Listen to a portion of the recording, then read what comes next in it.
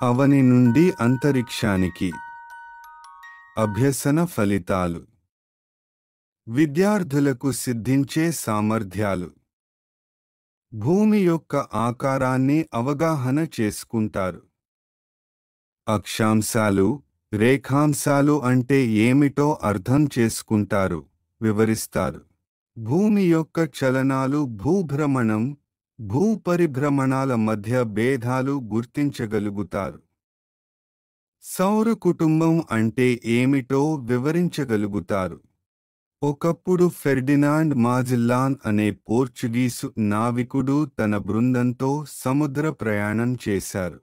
వారు సముద్రంలో కొన్ని సంవత్సరాల ప్రయాణం తర్వాత ఆశ్చర్యంగా వారు ప్రయాణం మొదలుపెట్టిన ప్రాంతాలకు చేరారు.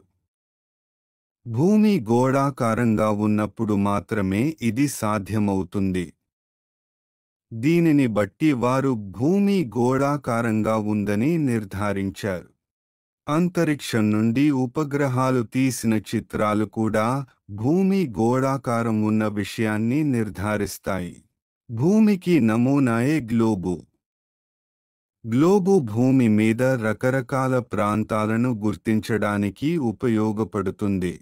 గ్లోబు మీద అడ్డంగా, నిలువుగా ఊహారేఖలు గీయబడ్డాయి.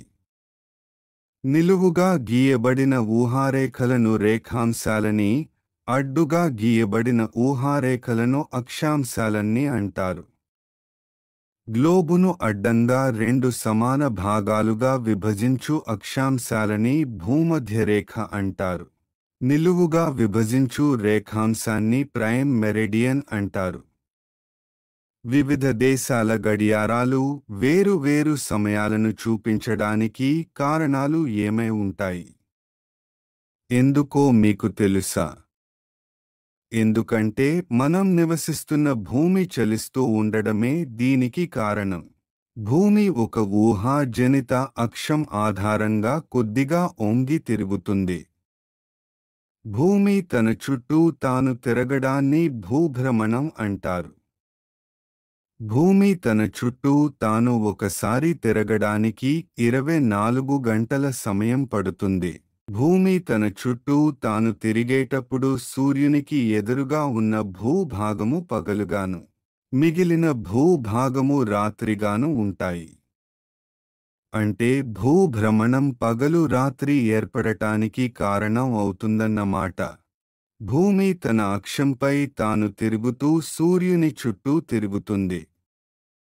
భూమి తన చుట్టూ తాను తిరుగుతూ సూర్యుని చుట్టూ తిరగడాన్ని భూపరిభ్రమణం అంటారు. దీనికి 365 రోజులు పడుతుంది. ఆ విధంగా భూపరిభ్రమణం ఋతువులు ఏర్పడటానికి కారణం అవుతుంది.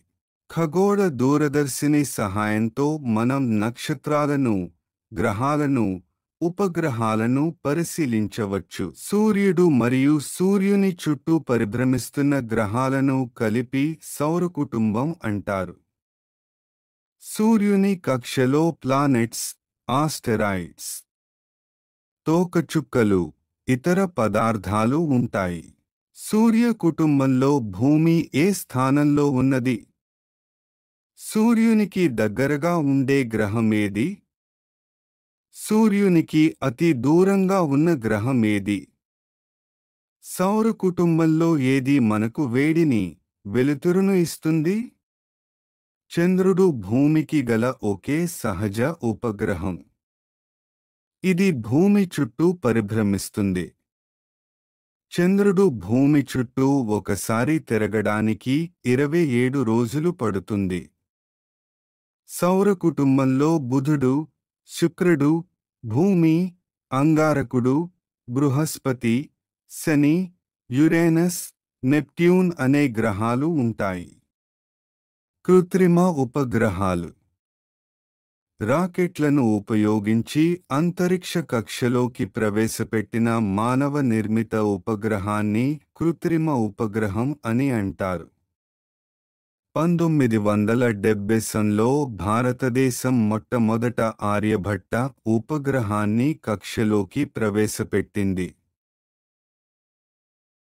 చంద్రయాన్ 2 అణు కృత్రిమ ఉపగ్రహాన్ని జూలై 22.2019 నాడు శ్రీహరికోటలోని సతీష్ స్పేస్ సెంటర్ నుండి GSLV MKIM-1 ద్వారా ప్రయోగించారు.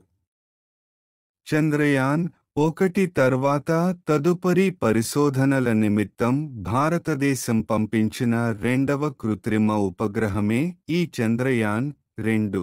దీనిలో ఆర్బిటార్, విక్రమ్ ల్యాండర్ మరియు ప్రజ్ఞాన్ రోవర్ ఉన్నాయి.